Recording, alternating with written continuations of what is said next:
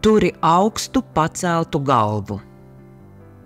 Stāvēju pie ieejas intensīvās terapijas bloka nodaļā un vēroju, kā milzīgie durvju žokļi atveras un pēc tam atkal aizveras, aprijot zilos virsvalkus, pār kuriem bija pārlikti stetoskopi.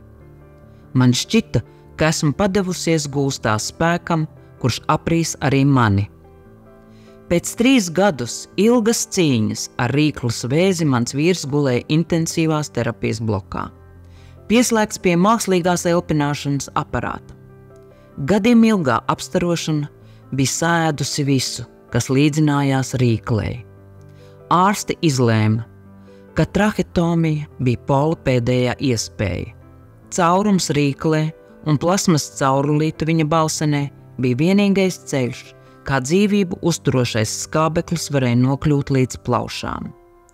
Mākslīgās elpināšanas aparāts darbojās vienmērīgā ritmā, no jauna mācot ķermenim pareizi elpot. Dievs, es beidzot lūdzos, ko lai dara, kā lai es palīdzu Polam to visu izturēt. Pusnemaņā sameklēju ceļu uz liftu, lai pa labi zināmo ceļu dotos uz slimnīcas kafēnīcu. Ar vieglu grūdienu lifts apstājās, durvis atvērās un manu uzmanību piesaistīja kāds vīrietis.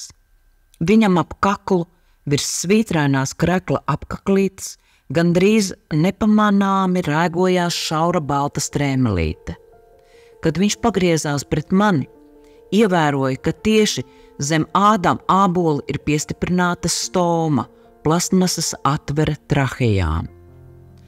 Atvainojiet, mazliet vilcinādamās piegāja viņam klāt. Negribot izklausīties nepieklājīgi, es tomēr pavaicāju. Vai jums ir bijusi trahetomija? Jā, gan. Bija gaidījusi aizsmakušu un izkropļotu atbildi, taču vīrieša balss bija maiga, pilnasinīga un skaista. Asaras apdraudēja manu paškontroli. Kungs, jūs esat Dieva sūtīts eņģelis. Nē, man ir pavisam parasts vārds Henrijs. Vietā, kur nāca un gāja cilvēku pūļi, Henrijs man pastāstīja par sevi.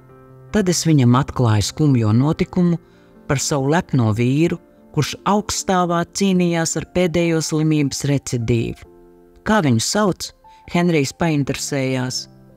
Kad dēlsas izlauzās no manām krūtīm, man aizžņaudzās rīkle.